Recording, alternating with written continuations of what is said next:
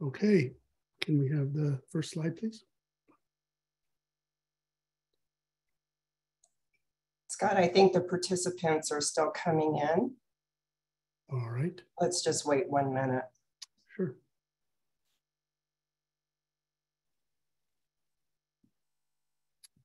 Oh, they sure are. Yeah.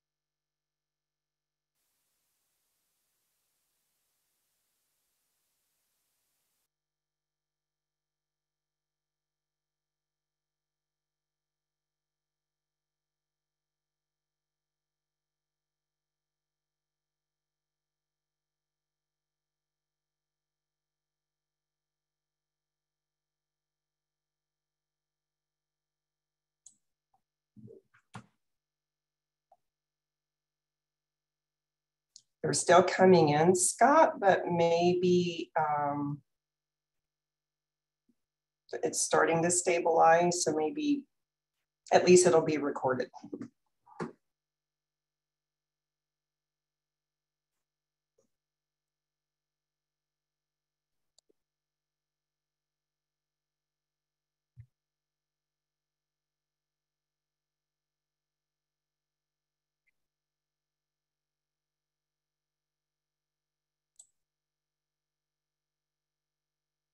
It's 12:05, Scott. Maybe we should get started. Yes. Very good.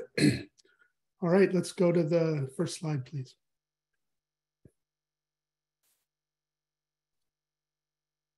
Teresa, I think there we go. All right, welcome everybody. I see we still have a few people trickling in, but we're already over 900 people, so I think that's a quorum. Welcome to the UC Climate Action Research Initiative.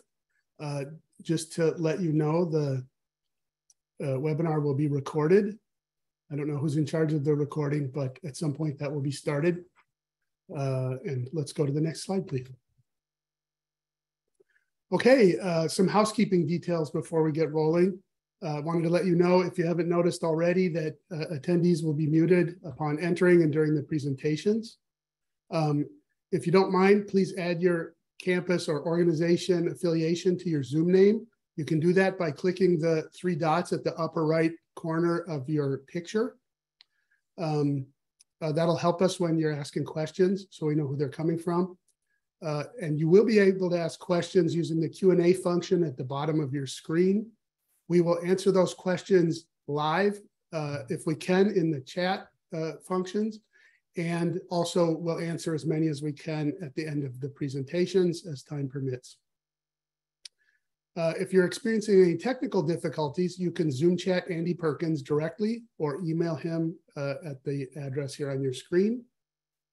And closed captioning is available. You can enable that feature from your own Zoom settings. And then once again, the meeting will be recorded. And somebody already asked a question about whether that recording will be available afterwards, and the answer is yes. So just to check, has somebody started the recording? I didn't see it. It is recording. Yes. Very good. Okay, next slide, please. All right, a few core values and guiding principles for today. First of all, and also covering the grants that we will be making. We honor the commitment by UC to divest from all fossil fuels and to reduce on-campus fossil fuel combustion by 95% of current levels by 2035. We are committed to focusing on the climate goals of the state of California. We will follow Regental policies on collaborations and partnerships with non-UC organizations. We will follow all applicable state and UC policies and regulations on conduct of research. And we will use our gold standard peer review processes for evaluations of proposals. We also have a few rules of engagement for today. Please offer your questions and comments in a constructive manner in the Q&A feature. And please carefully and respectfully listen to different perspectives.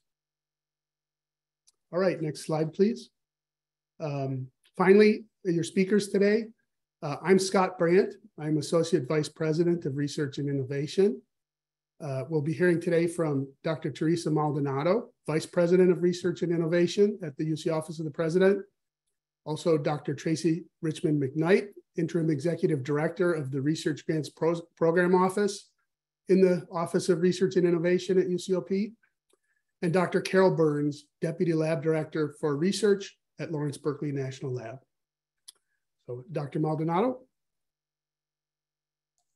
Thank you very much, Scott.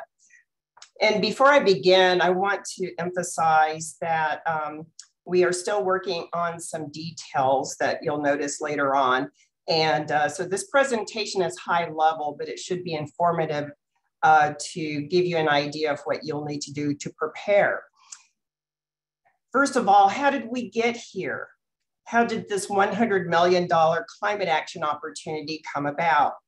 This entire effort is a result of a strategic collaboration of the UC research leadership, which is comprised of leaders of not only the 10 campuses, but also the 3 UC managed national labs, Agriculture and Natural Resources, and UC Health.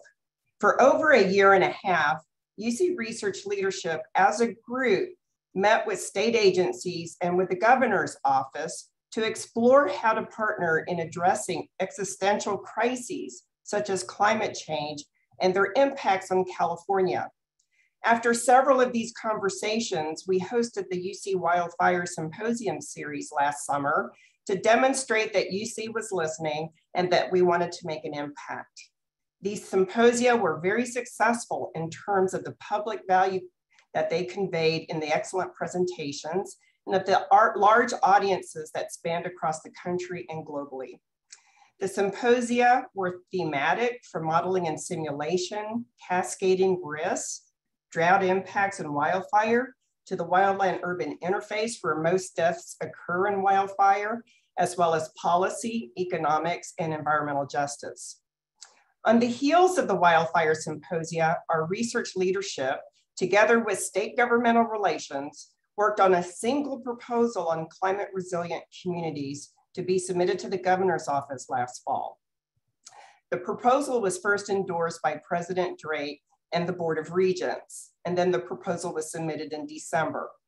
Governor Newsom selected parts of the proposal, and then in January, he announced $185 million for UC climate research as part of his FY 22-23 budget plan.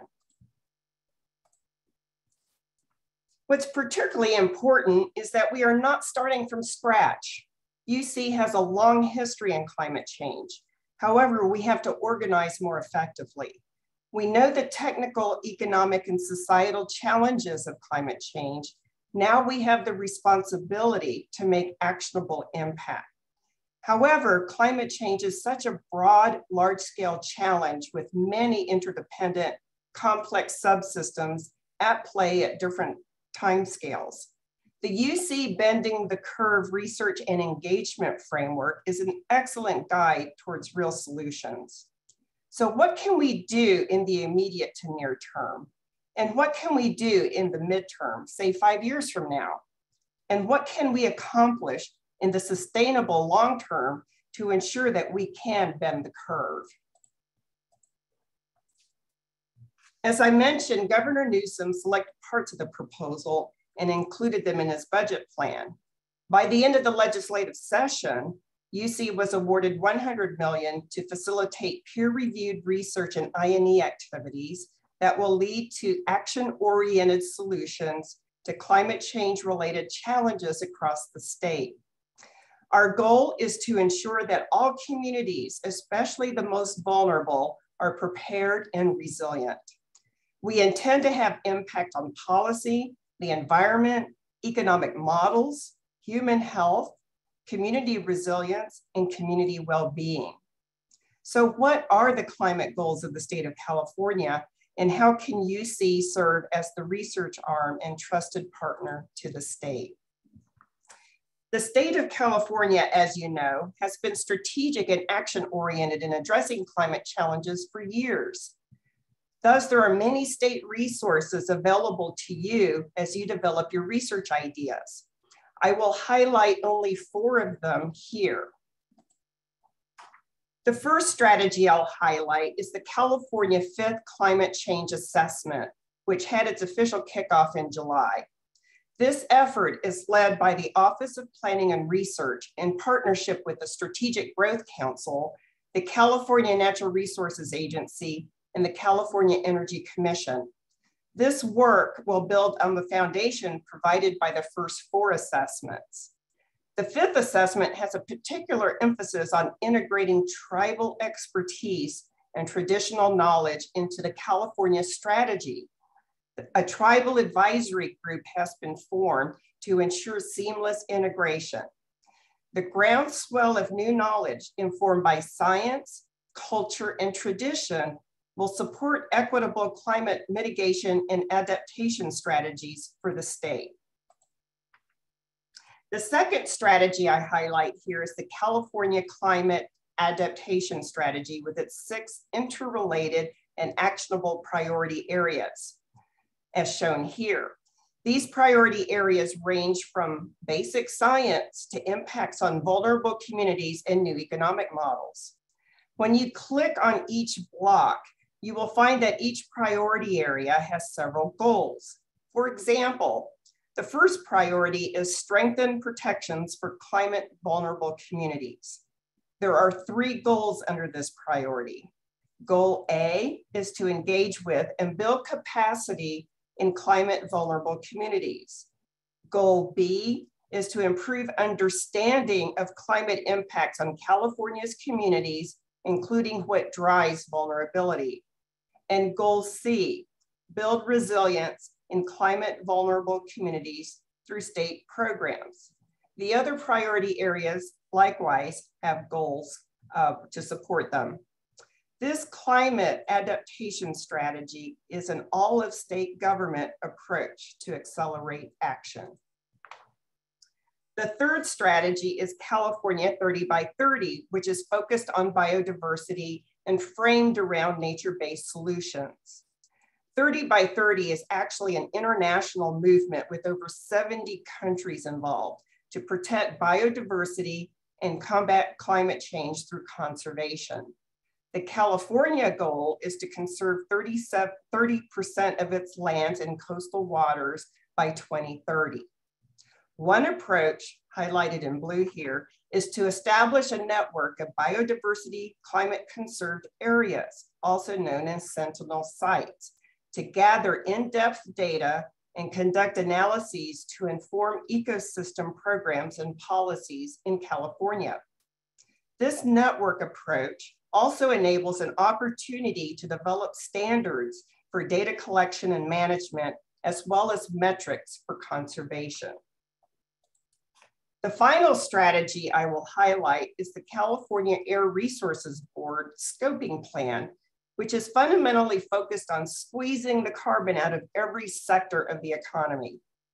Advanced technologies and methodologies are to be explored that will achieve greenhouse gas reductions and carbon neutrality in equitable and sustainable ways.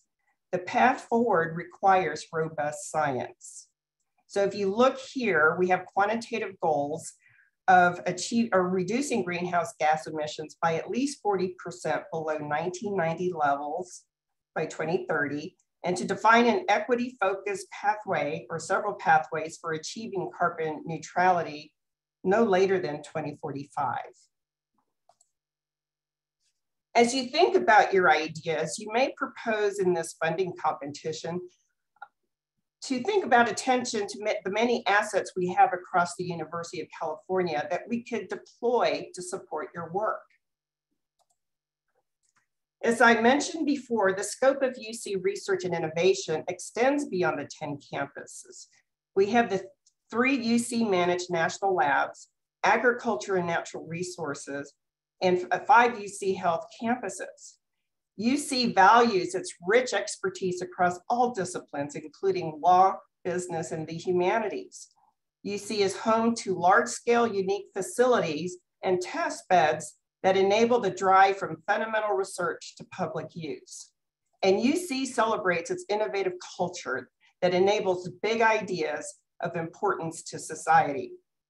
The University of California mobilizes these assets system-wide to be of greater value than the sum of its parts. Our Office of Research and Innovation provides the central coordination of system-wide strategic initiatives and opportunities. Oops, excuse me. There is also the UC Natural Reserve System, or UC-NRS. In terms of its size, ecological diversity, and user base, the UC-NRS is the world's largest university-managed network, consisting of 41 field stations situated on 50,000 UC-owned acres, including more than 50 miles of coastline, representing every major ecosystem of California. The UC-NRS works in partnership with the state and federal land managed agencies, which facilitates UC access to more than 2.5 million acres of natural lands, including Yosemite National Park and the Mojave Desert National Preserve. This slide highlights just a few. It's a composite of research related to climate resistance. And like I said, this is just a few of our sites. The NRS supports the assets support long-term protected research sites, professional site management, laboratories, housing, classrooms with essential utilities and internet connectivity, and fully integrated weather and environmental sensor network. The UC-NRS is positioned to support nature-based solutions to climate change and California 30 by 30. If you are an entrepreneur of clean energy technologies, then there is Cal Testbed, which is funded by the California Energy Commission. Cal Testbed is a voucher program that assists clean energy entrepreneurs in gaining access to critical testing facilities. And it is managed through a partnership between New Energy Nexus, the University of California, and Berkeley National Laboratory. Cal Testbed expedites their pathway to commercialization by connecting them to its formal network of next level partners. This program has been so successful that it was just renewed by the California Energy Commission, and the Department of Energy is looking at it as a national model. Now I'd like to introduce Dr. Carol Burns, Deputy Laboratory Director for Research at Berkeley National Laboratory. Carol. Thank you very much, Teresa. As she mentioned, there are 3 UC-affiliated Department of Energy national laboratories: Lawrence Berkeley National Lab, Lawrence Livermore National Laboratory, and Los Alamos National Laboratory. Many research collaborations have always existed between these labs and educational campuses in UC and beyond, including in topics relating to climate prediction and adaptation. Many of these collaborations benefit from research tools and infrastructure, such as big science facilities, that make these laboratories unique. Through research engagement, the laboratories offer training opportunities to students. As mission-focused organization in the department's areas, including science and energy, the labs can be valuable partners in translational research, given the synergy between current DOE development and deployment priorities and the interests of this call. The labs will be thinking about how to partner. There are challenges to our direct participation, as the labs have a requirement to achieve full cost recovery on work performed, and there's limited ability to offset caps on indirect costs. We do encourage lab staff and those who partner with them from campuses to consider a variety of partnership pathways. Some lab staff might be eligible for direct participation under their multi-location appointments with campuses, either existing ones or new ones. We encourage teams to leverage existing collaborations or currently funded laboratory programs by supplementing with support for campus-associated personnel to work at lab sites as affiliates or guests. Please consider user facilities and existing test beds as possible sites for collaboration. And we're also looking at ways to leverage our own existing innovation and entrepreneurship mechanisms, either DOE or state funded. If I could have the next slide, please. There are many ongoing collaborations, some of these longstanding, in which the labs are engaged. Some are lab-led, while others are campus-led. Some of these collaborations are funded through the federal government, some benefit from state investment, and some arise from internal investment or engagement with other strategic partners. From larger hubs and centers to emerging collaborative initiatives in wildfire management or nature-based solutions for carbon capture and storage, these ongoing and new partnerships can be a springboard from which to propose action-oriented solutions to meet California's adaptation and resilience goals. Just to give a few examples, Los Alamos National Laboratory partners with UC San Diego in advancing the science basis for proactive approaches to wildland fire. Collaborations associated with wildfire risk also exist between UC Santa Barbara and Berkeley, San Diego, as well as Lawrence Livermore and Lawrence Berkeley labs. The National Alliance for Water Renovation and the Joint Bioenergy Institute are addressing solutions for circular and water economies. These entities have a number of UC core partners, including Lawrence Berkeley Laboratory, but also including the Division of Agriculture and Natural Resources. And the photo on the left is taken at the Kearney Agricultural Research and Extension Center. There are emerging collaborations in many other areas, building on UC fee program investments, as well as discretionary investments, including at Lawrence Livermore in nature-based decarbonization. Next slide, please. Most of you are probably aware of the facilities and resources available to scientists through either user programs or collaborations at these laboratories, including nanoscale science research centers, light sources and user facilities, and high-performance computing capabilities. The DOE laboratories also lead DOE's multi-institutional energy exascale Earth Systems Model, or E3SM, for DOE. We hope that you'll take time to interact with the national laboratories and consider partnering opportunities we may bring to this opportunity. With that, I'm going to turn it back over to Vice President Maldonado.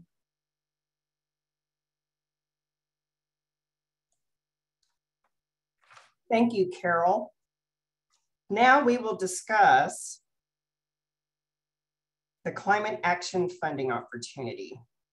I will turn the presentation over to Dr. Tracy Richmond McKnight, who is the Interim Executive Director at the Research Grants Program Office. RGPO is a department in my office that will administer the grant program. Tracy. You're on mute, Tracy.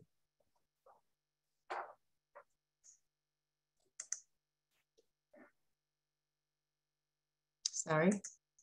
Thank you, Teresa and Carol, for providing that background and for highlighting the facilities and resources available for researchers that are interested in applying for this opportunity. As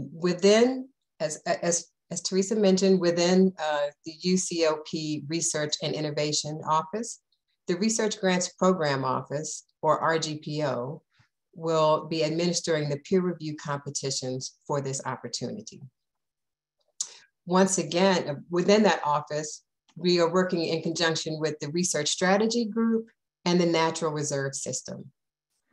But once again, you see that the UC research leadership is fully engaged as the organizers, along with my office, along with Teresa's office, for coordinating the entire effort. Next slide. The Climate Action Research Funding opportunity will utilize two award types, a seed award mechanism and a matching grant mechanism. The awards will have a 2-year duration, and any individual with principal investigator status at a California institution of higher learning is eligible to apply as the lead investigator. Next slide. So starting with the Climate Action Seed Award, it will provide between $500,000 and $2 million over the 2-year term of the grant. These awards are intended to support early stage applied research projects that will produce actionable outcomes in the short term, specifically within 1 to 3 years. Applicants will be required to describe plans for leveraging this award to secure additional funding during or immediately after the term of the grant. Applicants must also describe concrete plans for engaging communities, state agencies, and other sectors in the project. Next slide. The California Climate Action Matching Grant will provide between $2 and $10 million over the 2-year term of the grant.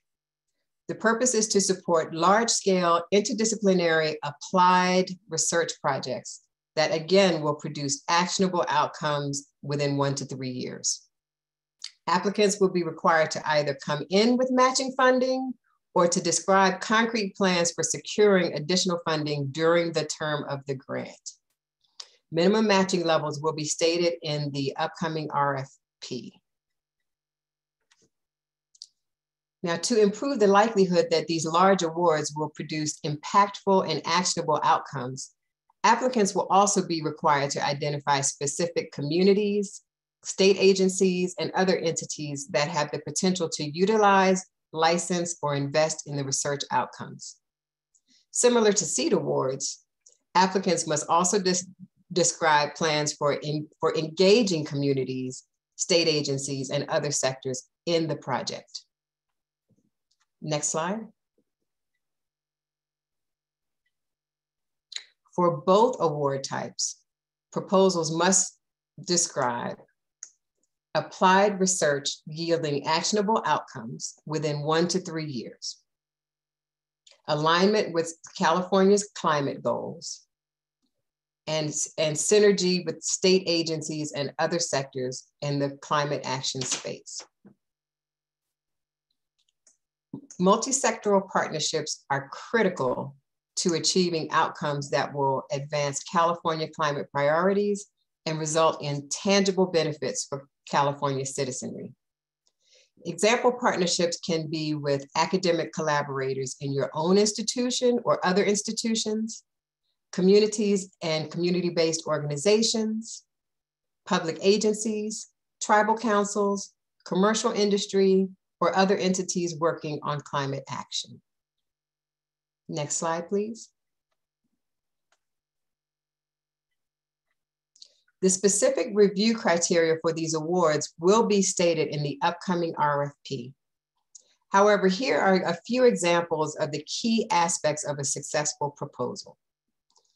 Successful proposals will leverage UC and/or CSU expertise, resources, and/or infrastructure. You heard about many of the UC resources at the beginning of this presentation. And we heard, and I think you will see in the chat, there was a mention of the Desert Studies resource at CSU and a contact person, Terry McGlynn, that you can contact about using that resource also. Successful proposals will also address specific identified problems affecting California communities. They'll describe short-term tangible impacts and project outcomes. They will incorporate environmental justice and/or authentic community engagement strategies. They'll also specify potential local, regional, and statewide public impacts, as well as state and local policy linkages. It is our hope that some of the outcomes of this work will influence upcoming policy in the climate action space. Lastly, but certainly not least, we are looking at workforce development. So we would like to see proposals that involve, we encourage proposals to involve student and early stage researcher participation and/or training components. Next slide, please. So the timeline for the funding opportunity is as follows. We will release a preliminary draft of the RFP in mid-November to give people a chance to begin working on their letters of intent as well as their proposals. The final RFP will be released in early December. Letters of intent, which are not anticipated to be cumbersome, will be due in January, and the applications will be due in the spring. The peer review of the proposals will occur in early summer, with the notification of awards and starting of awards in midsummer. Next slide, please.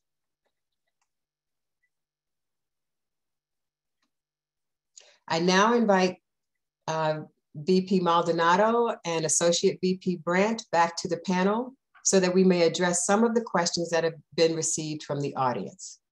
Please note that if your question is not addressed today, there is a place on the UC Climate Action Research Initiative website where we are collecting questions and they will be answered. The website also contains a list of frequently asked questions that you might find helpful. The recording of this webinar will also be available on the website after the meeting. Teresa. Thank you, Tracy. And before we begin the Q&A, I'd like to extend our appreciation to Governor Newsom, the state legislature, state agencies, the UC Board of Regents, and President Drake for their support of this exciting and very important program. So with that, I'd like to open it up to Q&A, but just know, I think the institutions of higher ed in the state of California with important partnerships, we have an opportunity to make short-term, very important impact on our state to produce a resilient California. And who is going to field the questions, please? The first question is there a public communications component or option with this opportunity?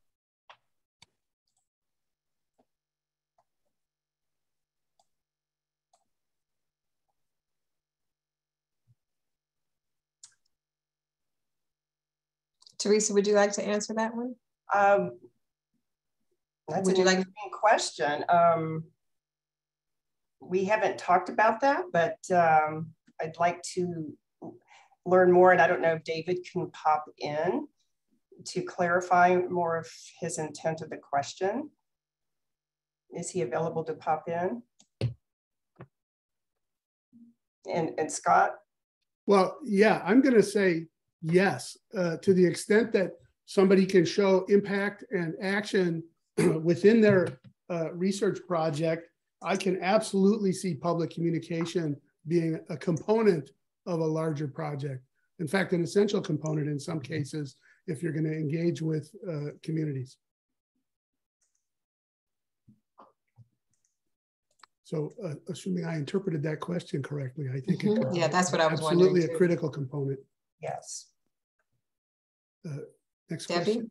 The next question is, can you make it clear that you see proposals to partner with fossil fuel and private utility partners are ineligible?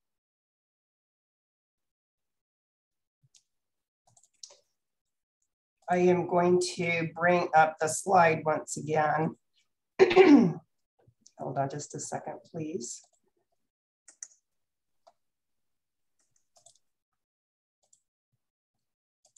In case this person was, if you look at our, sorry. We recognize that we acknowledge this question, and we are committed to the University of California divesting itself of fossil fuels and in discouraging those relationships in the projects. We are, we are following, let me get out of this and get to the right slide here. We are following Regental policies on these collaborations, but we are focused, my office is focusing on advancing renewable forms of energy and carbon neutrality as our priorities. And Scott, would you like to add to that? Yeah, I'll just say that it depends on the research. We don't have an exact policy on this one.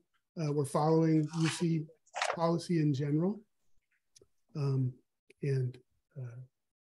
we don't have a blanket ban on research. The next question involves a couple of different questions that I'll combine into one, and that is this opportunity available only in California communities, overseas, and what is meant, can you elaborate more on tribal expertise? Go ahead, Tracy. So the funds, although the funds are state funds and must be used within the state of California. So they will only address, so that's where the research must be focused and attended, but I can see where California has similar climate issues to some of our South American partners, as well as our our Canadian partners. As far as tribal expertise, well, tribal, I'm going to interpret that as as what do we mean by the involvement of tribes, maybe, because I'm not sure about tribal expertise, but we encourage the involvement of tribes and partnerships with the tribes as they are use this land as we do, and because we need to take into account the difference between tribal leadership, tribal governance is what I'm trying to say, and state governance, and we want to make sure that there is no unintended consequences of this work onto tribal lands. So we really encourage partnership with the California tribes. And I'll add to that, these are state funds with the intent to make impact on the state of California. And I know a lot of research areas, a lot of you have collaborations outside of California.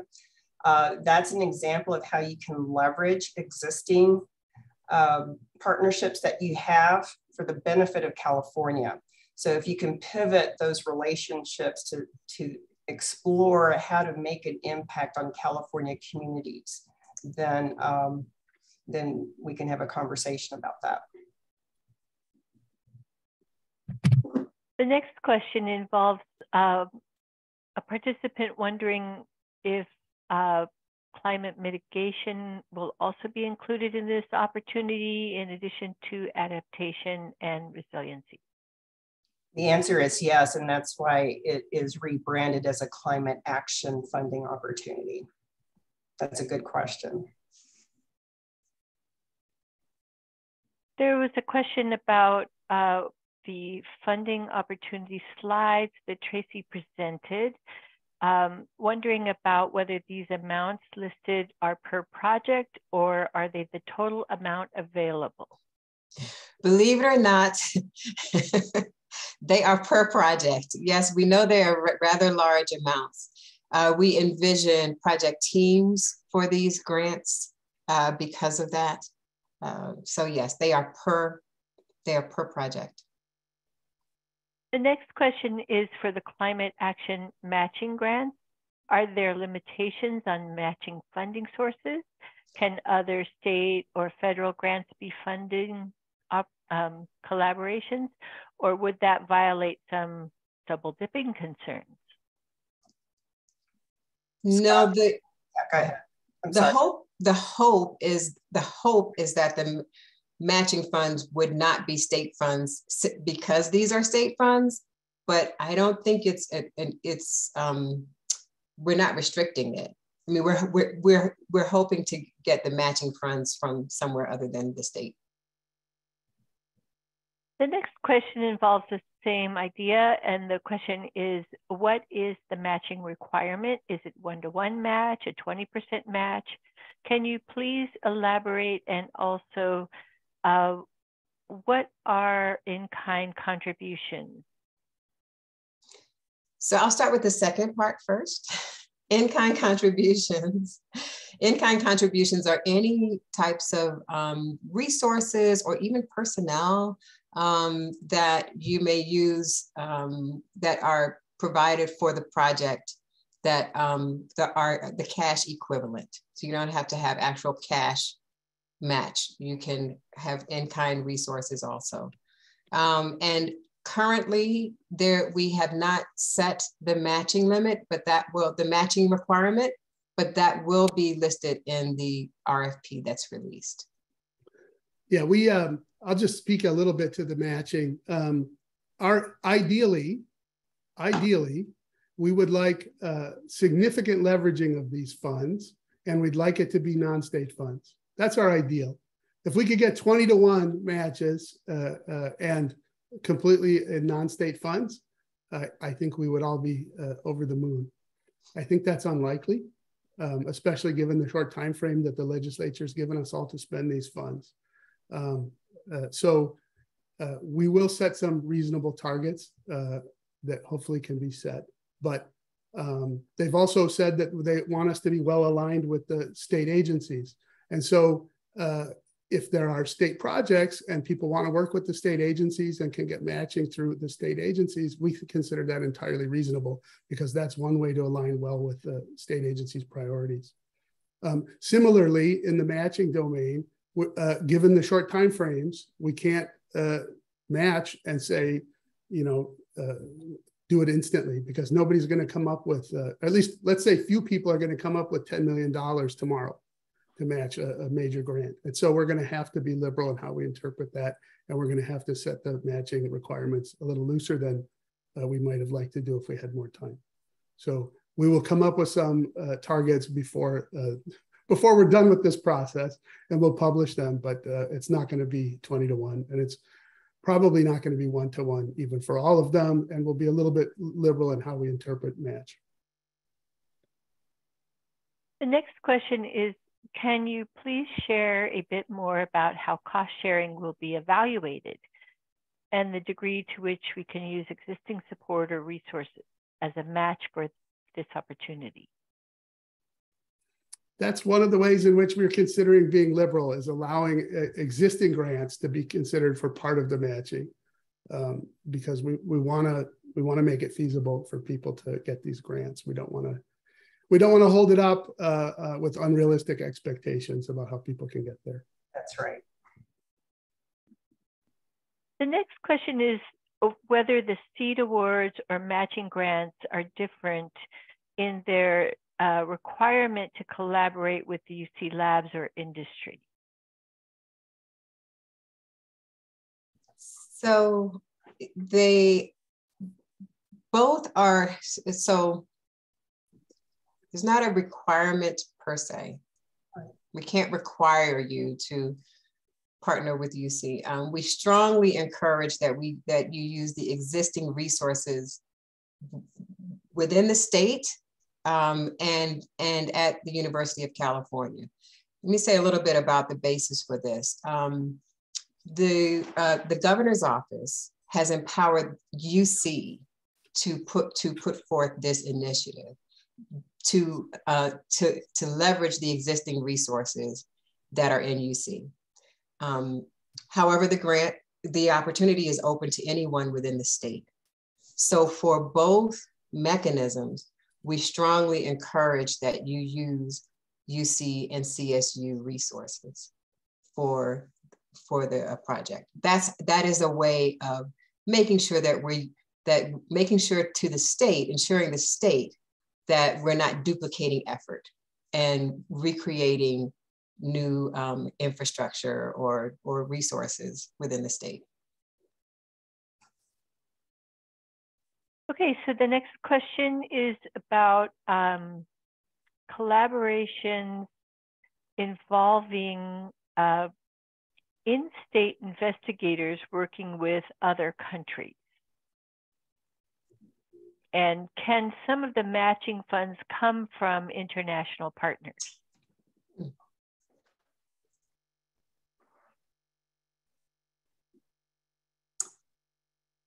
I don't see. So this is an example. That's a great question. Great question. And I will, as Tracy showed, the UC Research leadership is still meeting on a regular basis to iron out these details. And I see a wealth of questions in the Q&A that we are going to digest, every one of them, and help inform the final details of the RFP. So I appreciate that question. I don't have an answer for you right now, but stay tuned. But remember, we want to keep our eye on how we can impact California. The next question involves what are expectations for the deliverables, such as outcomes, final reports, briefs, articles, presentations, community engagement, and impact statements. You want me to take that? Sure. Yes, yes, yes, yes, yes, yes. So, okay, definitely community engagement. That's the one that I'm going to pull out and say. So definitely community engagement. But the output, if you're talking about output, yes, you will be required to submit a report. Of course, there's an expectation of publication, but we really want, that's not sufficient at all for these awards. We would really like to have at least by the end of the project, a tangible intervention, procedure, policy brief, a policy recommendation, device, something tangible that can actually be used or put into place to mitigate some of the problems that Californians are having now due to climate change. So this time, publications will not suffice. You really need to have something more tangible that communities can use. And even information for the public could be considered an outcome. And Teresa, yeah. Yes, and we recognize this may be a new territory for many researchers, how to do community engagement or have community impact. And we were talking about, my office was talking about this in advance, that we may have a special video that we'll post on our website about community engagement and public impact. Glenda Humiston of A&R. A&R is masterful at this type of work. As our other, we have researchers all across the system. UCLA Law School has a clinic for their law students on, doing projects with the state legislature, working with the assembly on developing new policy for wildfire. And, so we can link, our office is ready to help link researchers with understanding or partnerships within our system and across the state agencies, et cetera. So just know that public engagement is kind of new territory for many researchers, and we recognize that. Yeah, I'd like to add a couple of things. This really grew out of maybe a year-long conversation that we had with a number of people around the UC system and with the governor's office and with state agencies. And there were two things that really came out of those conversations and really were critical in getting this effort funded. And those two things were essential in the conversations with the governor's office and also with the legislature. And they were that this work would have impact, and it would have impact in the short term. So not 10 years from now, not 15 years from now, but think of the lifespan of legislators. They want to be able to say to their constituents and their voters, here's impact that UC Research had.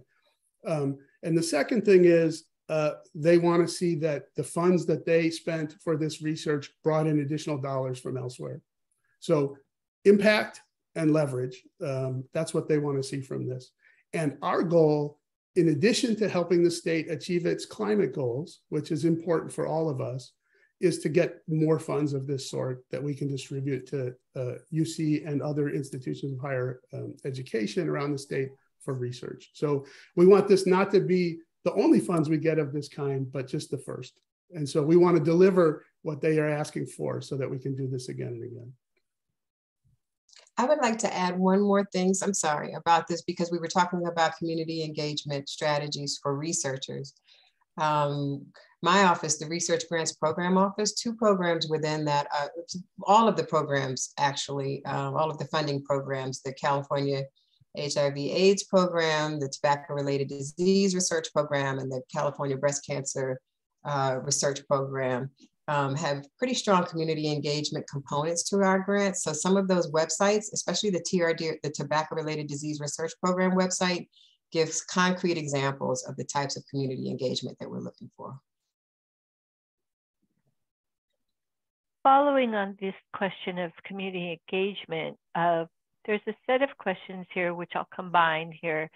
Does the UC have an existing database to facilitate possible community collaboration, industry, and state collaborations? Is there capacity building in the community-based organization? Is that considered a tangible outcome? And finally, will community-based participation be incorporated as a requirement from the initial proposal inception and throughout the grant? Okay, so the list of resources, I just mentioned some places where you can see some community engagement information. As far as people and organizations to actually partner with, we are building a list of resources that will appear on the California Climate Action website. It's not there yet, but as we learn more about the partners, people that want to be involved, that will be a living list. Right. What was another question, Debbie? It was a multiple part question. Oh, sorry. Yeah, that is capacity building in community-based organization a tangible outcome? I would say yes. I would say yes. The goal is to develop the workforce within the state also to continue climate action work. So whether it's done at within the universities or in the public domain, it's fine. And the final one was, is it a requirement to engage the community from the beginning as one's writing the proposal through the end of the grant, or is that not a requirement? It's not a requirement, but it is a very strong suggestion, especially if one of the grant partners is going to be a community-based organization. The best way to involve them and to actually make it an impactful and meaningful relationship is to involve them from the very beginning. Agree.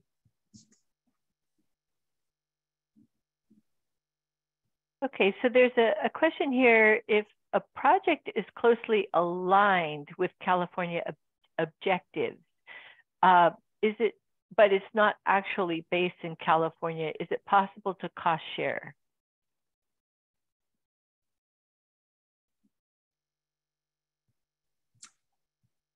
Can you repeat that question, please? I want to make sure I heard it correctly. Sure. Let me just read it as it's written. Will the cost share provided to a proposal need to be expended in California? For example, could a project that is closely aligned with a specific California objective share costs?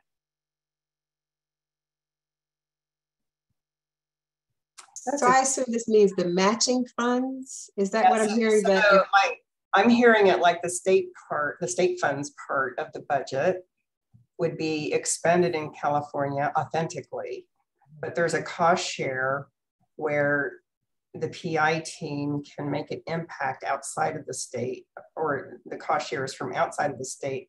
Can the cost share be expended outside of the state of California if it's aligned with California goals? Is that the way you heard it, Scott? That's the way I heard it. And that technicality, I think, is something that we can't speak to right now. I don't think question. It's a great question, and we will definitely consider it. There's an interesting question here saying, with the sheer volume of dollars here, how is it possible how is it possible to ensure a fair review of applications? I'll turn that to Tracy because her office, they are masters of this process and they've been recognized by the state in that regard. Go ahead, Tracy. So it's one thing that thank you, Teresa, for that compliment, and I agree. I mean, it's a great question to make sure all proposals get a fair review. Yes. So our review process, the Research Grants Program Office does have a long history of holding very objective, rigorous peer review meetings. Typically, as much as we bend over backwards to avoid conflicts of interest. So I'll just say that as far as the process. In fact, you get reviewers from outside of the state often. Yes, as often as we can. We get reviewers from outside of the state. With the large dollar amounts, I'm thinking that this question is also leaning towards the fact that there might be bias toward people that can write for larger grants. I'm not sure. I mean, because I don't know, because they mentioned the dollar amounts and the impact on the fairness. But again, this is why we're looking at, we're really encouraging, requiring teams, large, we're expecting these to be campus-wide grants or organization-wide grants or multi-institution grants.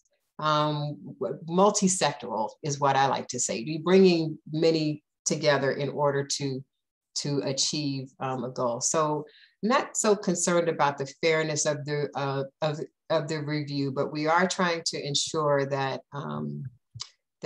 either small, newer, early stage researchers can be involved. That's one of the things that we want to make sure that we allow space for them. That's right. There are a number of questions pertaining to the research priorities for the request for proposals. And while the questions are specific, I think there's an overall answer, right? What do you mean about the research priorities? Right. So there's, people are asking whether, this topic or that topic would be appropriate and within scope of the request for proposals. So rather than ask each one, maybe you can just address the scope of research question. That's Teresa. Yes, if I can. Now, in the formal remarks, I highlighted 4 of California's strategies. There are, every state agency, it's amazing how many careful studies these state agencies have done. And the Office of Planning and Research and the Strategic Growth Council are really eager to have an all-of-state government approach to climate. So it's important to do homework. But the University of California alone, Cal State University system as well, Stanford, USC, Caltech, the disciplines required to address big challenges in climate. I mean, it spans all disciplines. And so when you're talking about any particular impact you want to make, really understand that challenge, and whether it's economic or a short-term challenge like wildfire in the wildland-urban interface or something, what expertise do you need at the table, and to have a wise, really smart discussion about impact. Maybe you need to partner with a state agency, I don't know, but think about the impact you're trying to achieve and think about the disciplines, the voices who need to be at the table.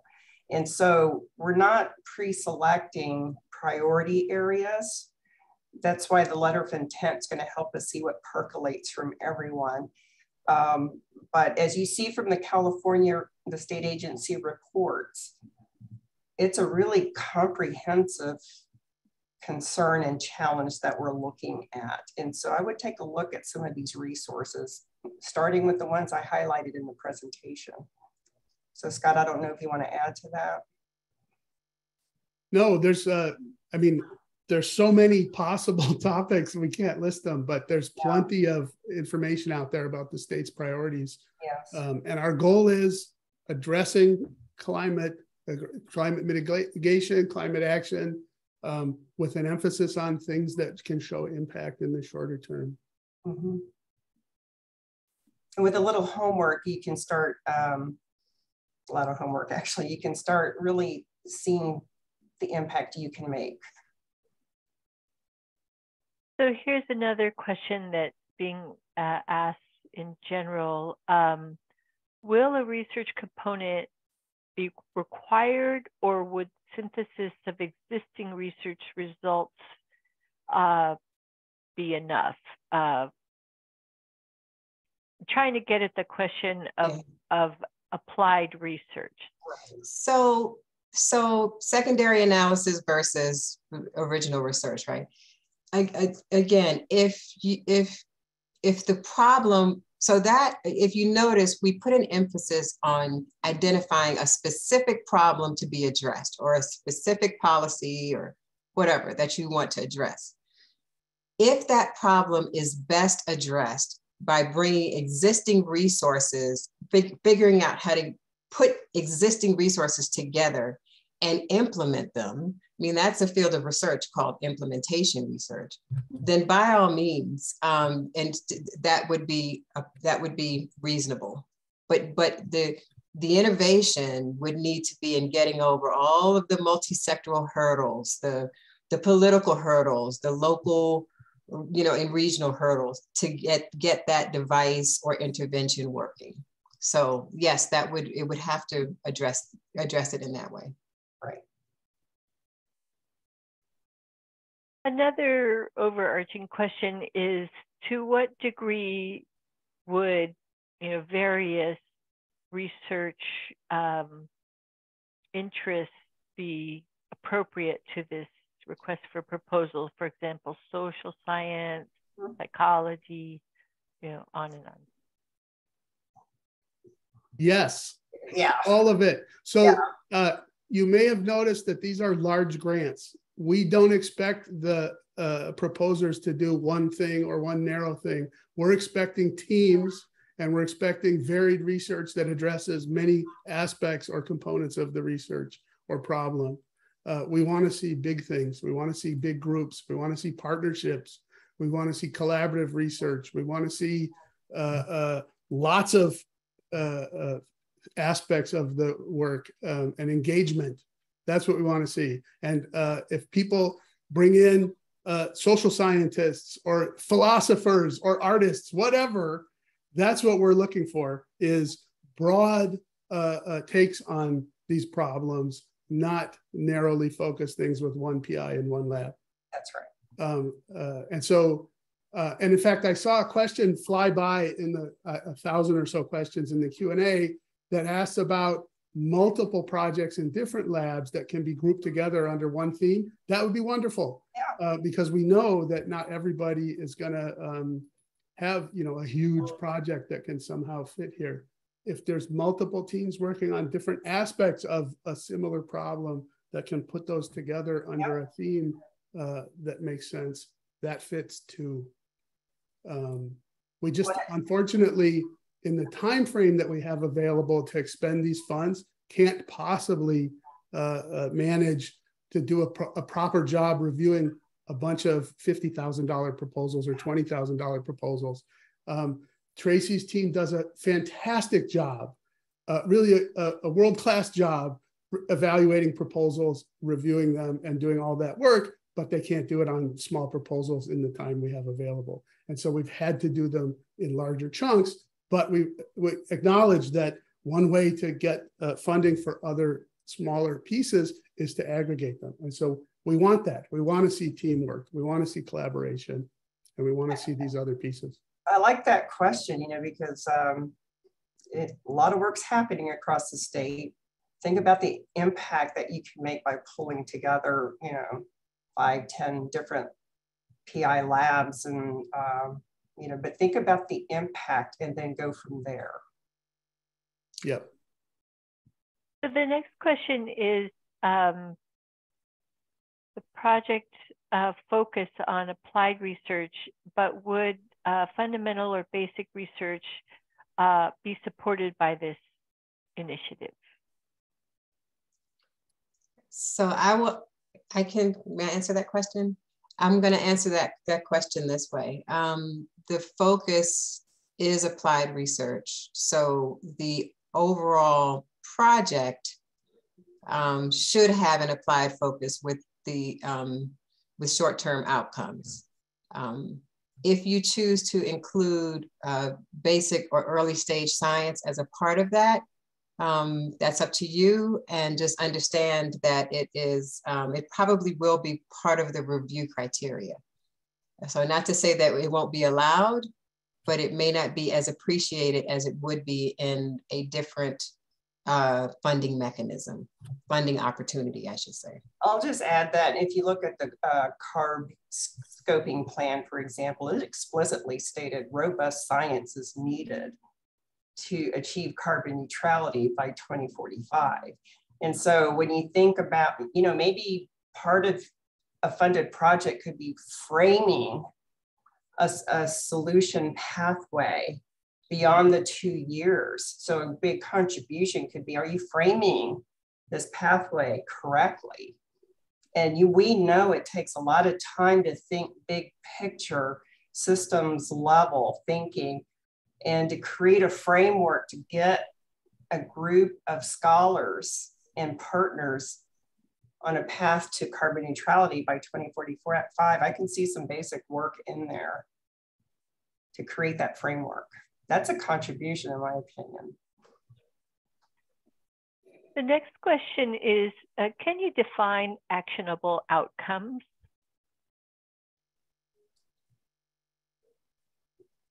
What a great question.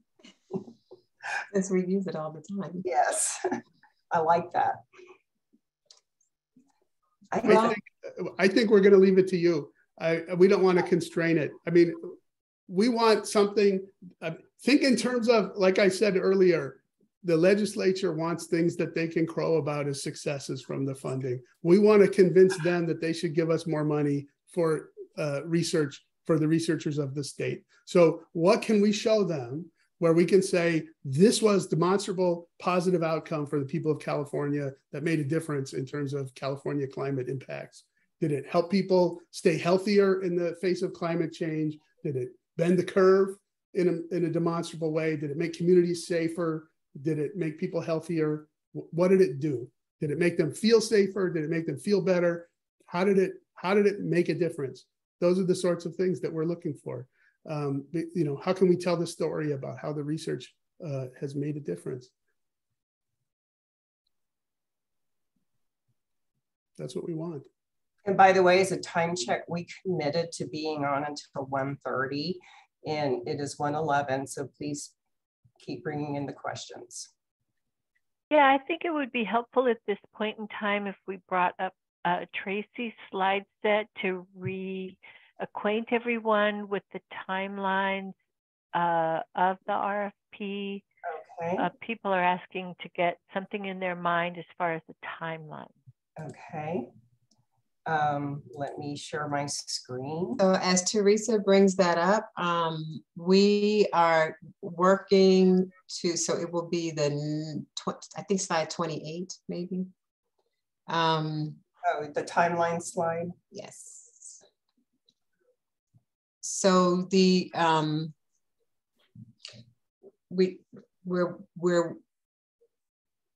have a good draft of the RFP, of the RFPs. As you can see, we have a lot of the components already that we've presented here at this webinar.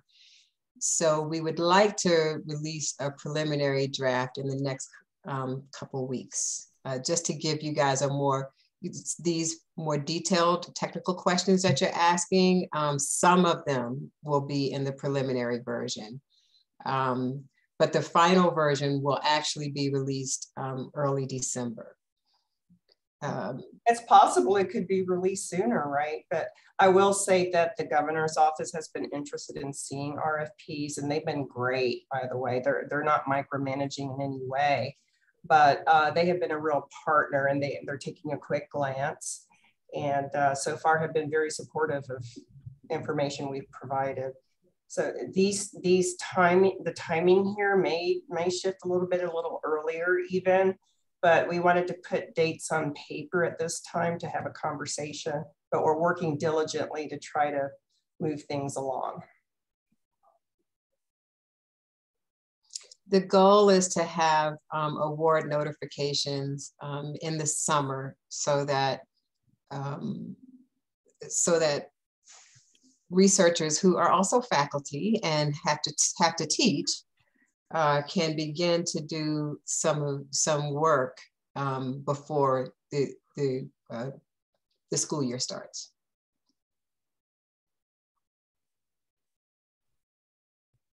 And I'm just going to bring us back to a question that is recurring about whether it's just UC PIs eligible or who is eligible to apply. Oh, and the slide we may want to bring up is the bill language, but everyone, all. Let's do that, Scott. I think you have it on your toolbar, right? Any, so no, it's not restricted to UC researchers. Any researcher with PI status at any public institution. So I'm sorry, that's not true either. I'm sorry. At any California institution of higher education. So Stanford, CSU, CSUs, USC, Scripps, yeah, well, not Scripps, but yes. So any California higher institution can apply. Were you gonna bring up the bill language just to Scott or? Yeah, I've got it here somewhere. Hang on one moment. So if you're PI eligible, you're eligible for this competition. Mm-hmm. And that's to be the lead PI. So yeah. There it is. So as you see in under item 1, the third bullet point, there you are, thank you.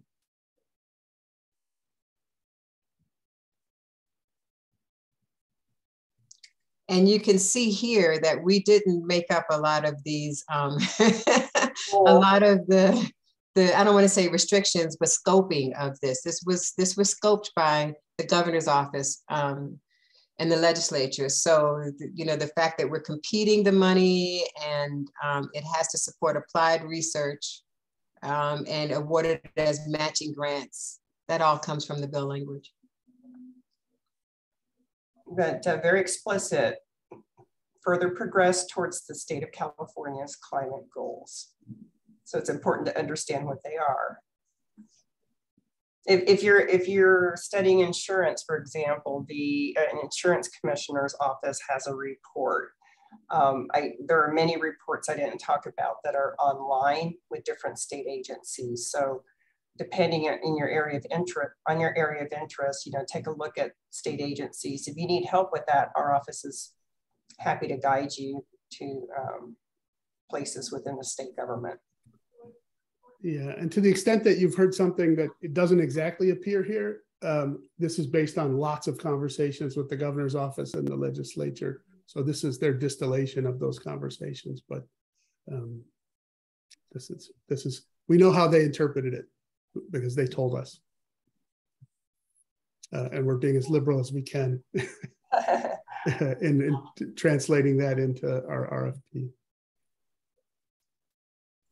So there are a number of questions about whether investigators can be on multiple project proposals, and if this is a call for multi-campus opportunity, and whether startup companies can be involved. In other words, partnership questions. Teresa? So again, focus on the impact that a particular team wants to have, and think about the partners you need at the table. It could be you know, multi-campus within the University of California. It could be multi-campus between a UC campus, CSU, or Stanford, et cetera. It could be a campus and a national lab, as long, you know, the national lab will be following their guidelines on how they can participate. It could be at one campus and involve different disciplines at the same campus. So I don't want to, you know, be prescriptive on that, but I just, in my mind, I'm thinking about what impact would I want to make, and then what voices do I need at the table? I hope that's helpful. Anybody else, Scott or Tracy? That's what I was going to say. I hope that was helpful, but we will have a conversation. But no, there's no restrictions there, and there's only encouragement. Debbie, was that the whole question? Yeah, I think as long as you address the issue of the industry partnerships, because that's the startup. I'm sorry, recurring one. There was a startup part of the question, right? Yeah, yes, startup and other industry. And I can see, you know, some, you know, if I can see some of our researchers thinking, oh, if we had a startup in this area, but I understand the partnership with existing startups. You know, we're going to have like office hours all the way up to the due date. So, but right now I would say yes, that should be fine. There are a number of questions about the trainee component. If you'd like to elaborate, I think it will address all the questions. So we haven't yet made it a requirement. There are still discussions about that. It is strongly, strongly encouraged. Again, because we want this line of research to continue. It would be a very attractive part of a large proposal, but we are very serious about training and student participation. And let me add to that, if I remember correctly, it's been a while since I read Bending the Curve, but there was a declaration to produce climate warriors, and what would that look like? Also, I know that within the University of California, there is a system-wide course called Bending the Curve, and we have faculty developing different modules. That team has already reached out to me in terms of eligibility. Again, I would think about the impact on the state of California and you know, develop the idea around curriculum towards that impact. So I would add that to the training element. I think parts of Bending the Curve includes K through 12 even, but you know, think about how we develop the future workforce in climate and what does that mean? And I've had discussions in my office about what does it mean for existing professionals out in the workforce, getting your credential related to climate. With my professional engineer's license that I get renewed every year, I do take a course, a continuing ed course on climate. And so what would that look like in other professional sectors? So, you know, we could get creative here and all of it would be important, I think. Yeah, I think we need some greater clarity about the single research investigator and their ability to participate on more than one proposal. I don't see a downside to that.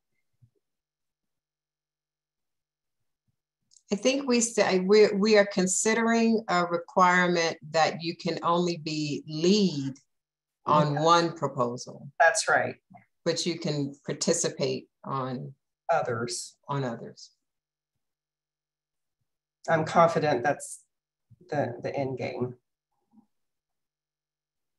So there's some question about how the proposals will be evaluated as far as the matching funds, because there are some who have a concern about, you know, bigger institutions being able to get more money than the smaller institution.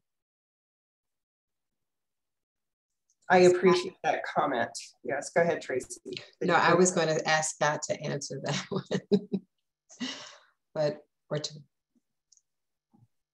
I don't have an answer. Well, with my experience in other places, we always look at the context of the PI and the PI team, and don't make generalized assessments like that. We know the big institutions that have more resources are going to have more opportunities in that realm. And so there's a way to level that playing field, and it will be leveled. And we will instruct reviewers explicitly that they cannot use the size of the match as a strong review criteria. And this is the very reason the National Science Foundation does not allow cost sharing, voluntary cost sharing, is for that reason.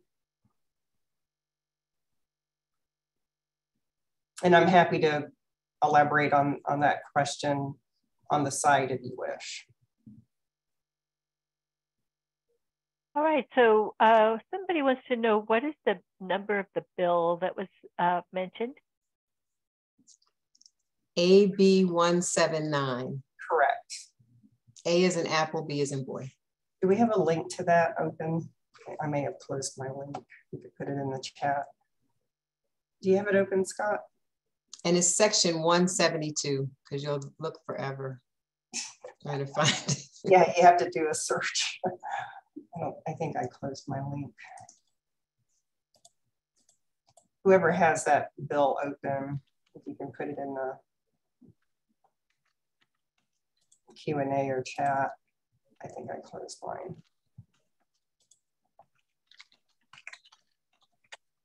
We'll look it up for you, but it is AB 179. Mm-hmm.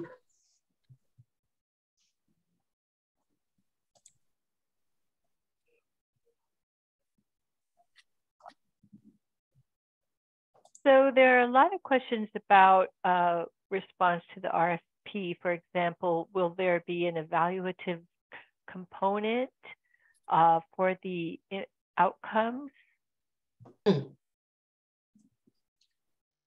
The proposed outcomes, do you think that's what they mean, Debbie? Or like at Yes. after the grant is over? Oh, yes. For the review process.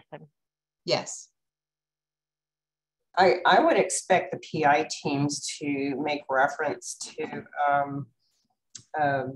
you know, a particular report by a state agency, you know, a strategic plan. Believe me, there are many out there, and I highlighted 4 important ones. There are other important ones. So particularly if there's a reference to something like these strategic plans from the state, and there is an understanding of that plan and the idea that's proposed, then I think there's a good review would be along the way. There are so many questions here, and we will make a page available, a FACA page available, but I think we should conclude the question and answer for now. Okay. Thank you very much, Debbie. And that was Dr. Debbie Colosi in RGPO. I just wanted to say the faceless voice. Okay. We still have a number of participants in the meeting. Thank you so much for remaining engaged. And we will be in communication with follow-up. We will process these questions. We have almost 300 of them in our queue right now. And the website just became live, and it will be dynamic, and we will post videos there. This webinar will be posted for future reference. I think there was a question about the transcript. I don't have a problem offering the transcript. Thank you very much for joining and for your questions. They were very thoughtful, and good luck, and keep an eye out for the RFP. Thank you so much. Scott and Tracy.